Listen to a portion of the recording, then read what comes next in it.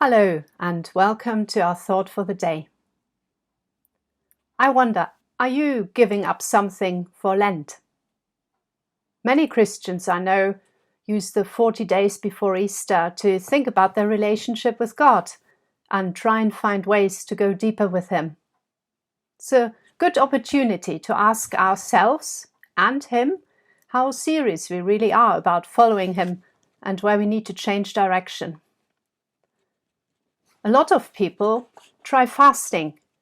It's amazing how freeing it can be not to fuss too much about food and preparing meals and living more simply for some time. If you are looking after a hungry family, though, this can be harder, but there are ways to make it work. Many people find it helpful to pick up a new habit rather than cut something else down. They make an extra effort to read their Bible and pray regularly, perhaps setting up a new routine of spending time with God. There are Lent courses which you can join that help you to dive into a spiritual topic with others. Or you might want to read a spiritual book on a topic that is relevant to you. When I was thinking about what I could do, I came across a thought from a story that really hit home with me. The story is from the first book of Kings in the Old Testament. The prophet Elijah has just been through a really turbulent time. He's seen God at work in amazing ways. Do read those stories from that first book of Kings. But Elijah's also ended up on the wrong side of the king and his wife. They are after him and he has to flee and fear for his life. He goes into the wilderness and tells God quite clearly that he's had enough. He prays to God that he will take his life and let him die, and he lies down under a tree and sleeps. But instead of letting Elijah die, God sends him an angel who wakes him up, and there is bread for him to eat and water to drink. Elijah eats and drinks, but then lies back down to sleep. But the angel comes again, touches him and says, "Get up and eat some more, or the journey ahead will be too much for you." And Elijah does as he's told and makes a 40-day journey to Mount Sinai, the mountain of God. And there, in a cave, he spends the night. Why that journey? I think Elijah knows that in all the drama he's been through, and that he's still part of, what he needs most of all is to touch base with God.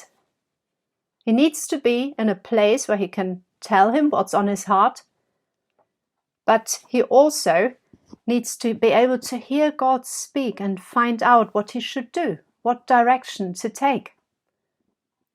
And I think this is what we need quite badly as well, again and again, to be in a place where we can speak to God and hear him speak to us.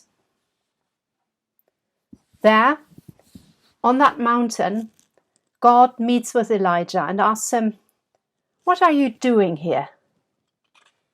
And Elijah tells him his frustration. All his hard work serving God as a prophet seems to have been in vain. The people have turned away from God and have killed all the prophets apart from himself, and now they are after him too. Elijah is disillusioned, tired, ready to give up. Then God asks him to stand before him on the mountain, and God passes by. A mighty storm hits the mountain. It's so strong some rocks become loose. But God is not in the storm. Then an earthquake hits the area, followed by fire, but God is neither in the earthquake nor the fire. Then, after the fire, there is the sound of a gentle whisper. When Elijah hears this, he knows God is going to speak to him. And Elijah hears God tell him about his plan for the future, and learns what he's supposed to do next.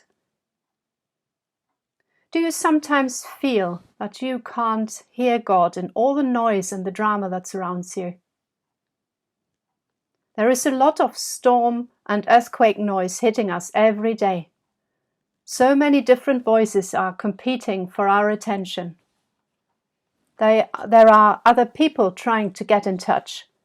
There's the television, the radio, the internet, and with phones in our hands, we're almost constantly bombarded with posts and messages, advertising, and the latest news items and everyone's reaction to everything.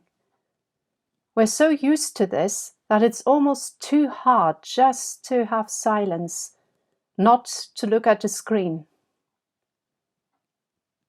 I feel that I have a lot of distraction in my life, and I want to hear my own thoughts again, and I really want to hear God speak to me. So this Lent, I've decided to have more silence in my life. I'll try to use my phone less, switch the radio off more often, risk being bored from time to time, and be able to think for myself. And hopefully, I will not miss God talking to me in that gentle, whispering voice. I wonder if you would like to join me in that little experiment. And I wonder what we'll hear and discover.